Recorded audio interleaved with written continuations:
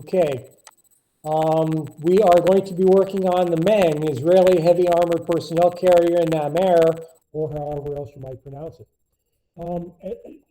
Some of the things we talked about already with regard to the instructions, the kit was pretty much based on the references by the Desert Eagle Publishing. Some of you already have the book. Mike let me page through his. It looks great. The nice thing about this kit is it allows you and gives you the parts for 3 different versions. And now if you look through the instructions, you will see here on the versions here that gives you an A, a B, and a C, which you need to follow through on the instructions. Now what I've done, I selected C, and I've gone through the instructions, read through everything. Any place that there is parts or an assembly that requires C, I go ahead and I mark it so that I can find it later.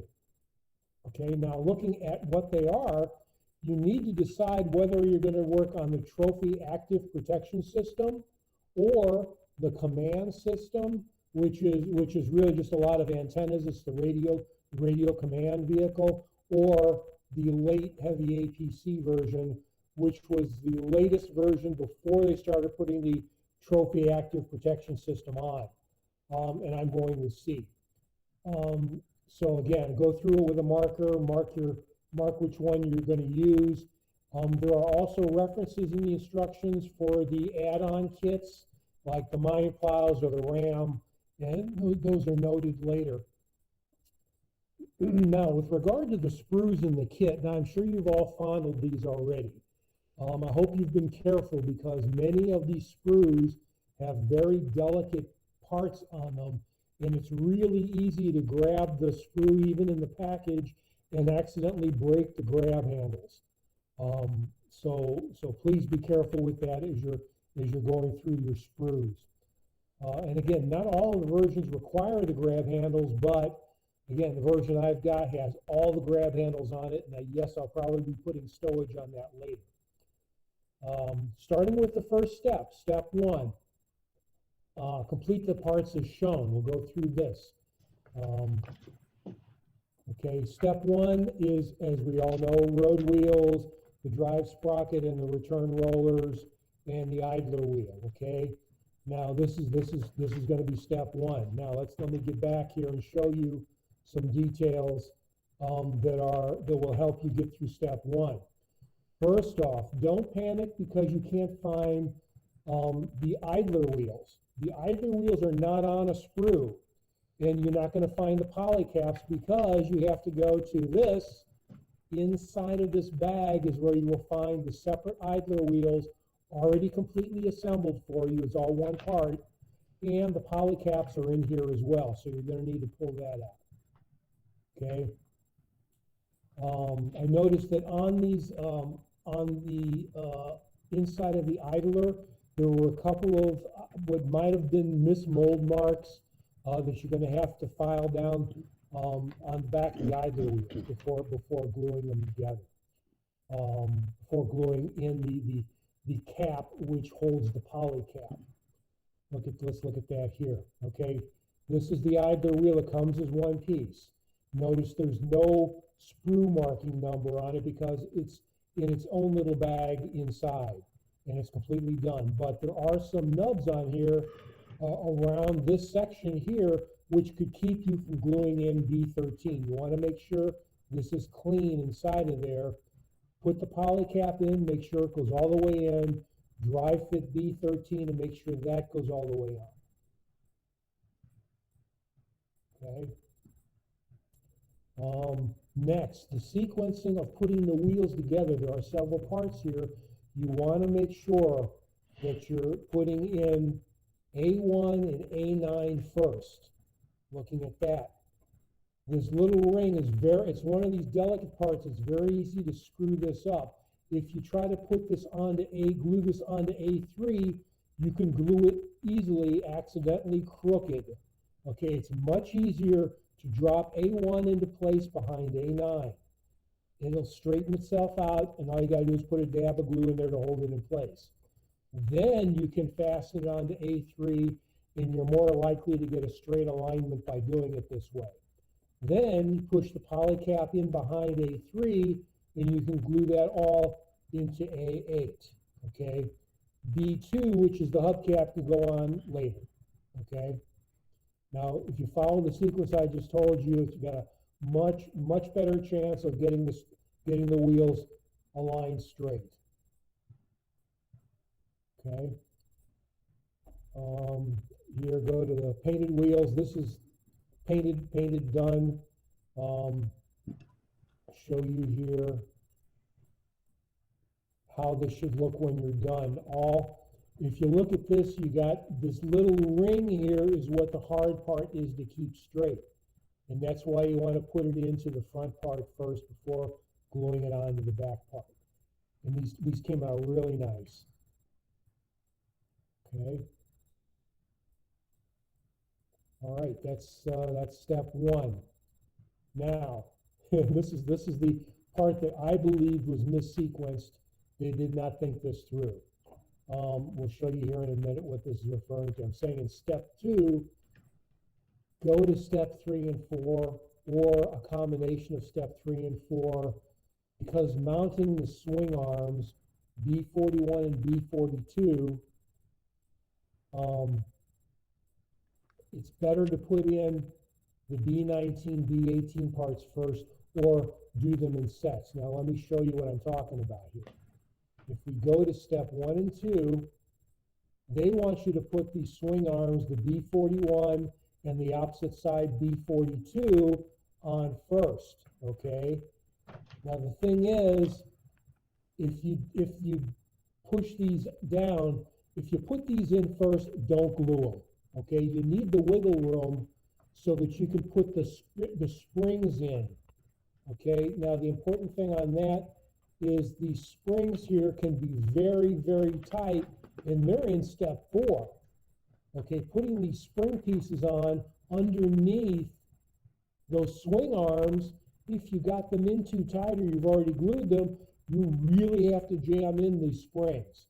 Okay, which is why I recommend doing the swing arm and the springs, at least that part of it, doing them together in sets, or push the swing arms in first and don't glue them until you're ready to put these springs in. Okay.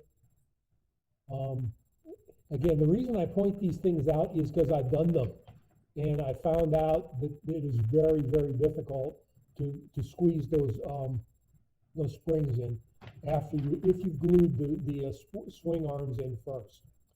Okay. Also, next thing on step 2, do not use the swing arms from sprue A. Okay. Those are different swing arms. They're for a different version of this. Probably for one of the Merkava kits. All right. Note the differences next. Note the differences on the transmission drive, the B24 part and the B16 part. Looking at that here. Okay. Note, B24 is the same. The part of B16 is the same. Note the difference between where B16 is your mud scraper. Note the difference where you're gluing them. Starting here, this series here, B24, B16, gluing B16 onto that portion of B24 will give you this to put there. This, with the B16 glued on this portion of B24, will allow you to do the other side. Again, you're probably not going to see the mud scraper. You could probably leave it off, and it's not going to be seen anyway, but this is the important thing about where this is glued in place. Okay. All right. Next, again, I would recommend doing steps 3 and 4. These other parts don't matter. It's the springs on step 4 that make the difference. Be careful on F40 with your parts for F28 and F1. Do some dry fitting, study this a little bit, make sure you're getting them in properly so that you can put this assembly in properly. and then the opposite side. Okay, all these little pieces on the upper portion of the hull. Remember, the side skirts are going to cover everything down to the top edge of the road wheel. So most of this stuff you could probably get away with not doing unless somebody sticks a mirror up under your skirt.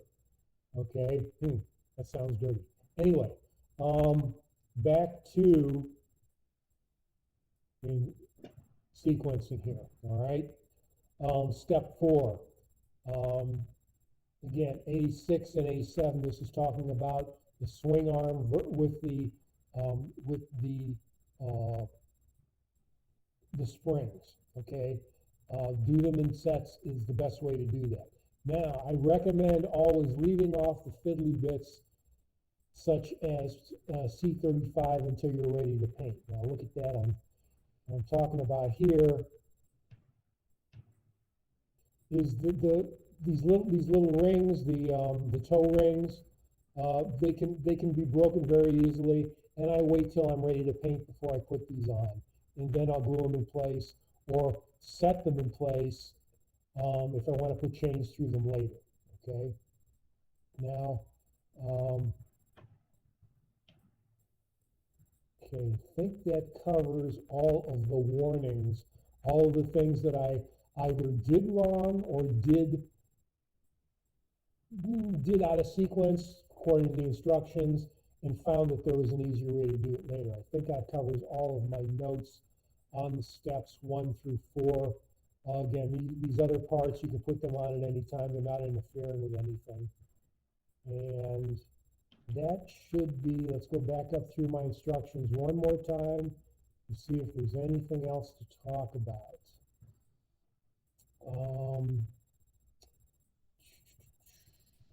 Okay. No, I think that covers it.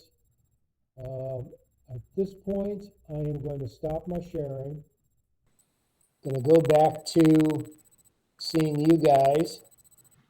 And now, questions. Let me go through one. Raise your hand. Don's got questions. Let me start with Don. Go ahead and unmute. And what's your question, Don? Okay, on step 2. Yeah? B16. The B16, the mud scraper. The bottom looks like it hits B24, but where does the top of the curve go? See, this is the thing. You're probably not going to see it because the top of the curve is going to tuck itself inside of the drive sprocket. That's where the mud scraper goes. That's why it's curved like that. Once you put that on, okay, you're gonna have to fiddle with the drive sprocket, and so you don't accidentally break off the mud scraper as you're putting the drive sprocket in place, because the mud scraper tucks inside of the drive sprocket. Okay, Don? So I glue on B24. Yeah, you go on, right? And then I take the bottom of that fishhook thing and I glue it on B24. Yeah, I would glue that on before you glue the transmission housing. Glue the mud scraper to the transmission housing. But where does the fishhook go again? That'll end up Don, going, if you going look, inside of the drive sprocket. You haven't put that on yet. if you look really close at the sketch of the assembled drive housing, transmission housing, you can see the hook. It looks like it's out of scale in the assembly thing. It doesn't seem like it's quite as big as it looks, where it calls it out as B16 and B24. Thank you. We'll make it work. Yep. That's what I was doing. I was staring at it very close. You have to take your glasses off and pull it right up to your face to see it. Yeah. Okay. All right, Werner. Yeah, I have seen that kind of thing before on several other kits, Don. Yeah. So yeah, the intent is if mud gets between the inner and outer portion of that drive sprocket, that thing will just peel it right off, right? So Yeah, I could definitely see that. I am going to have to see how that construction goes. Maybe I will actually put the drive sprocket on kind of like the same time as I do that thing, but we'll see. I'll cross that bridge when I come to it. Okay. Mike, got any questions? Nope. You think I covered all the gotchas? I guess, because this, I haven't opened the bag. Okay, all right. Um, Well, I'll start on this at the build session a week from Saturday. okay. Oh, you're not going to the SuperCon? No. Okay, all right. All right. Okay, well, that will conclude the first segment of the Namer build. And I said, when we're done tonight, I will go ahead and I will send the document. It includes all the links. Warner taught me how to use the links so that all of the documentation I had in there is connected. So we'll take care of that. And anything else on that? Okay, no more questions. Warner, you can go ahead and shut off the recording then.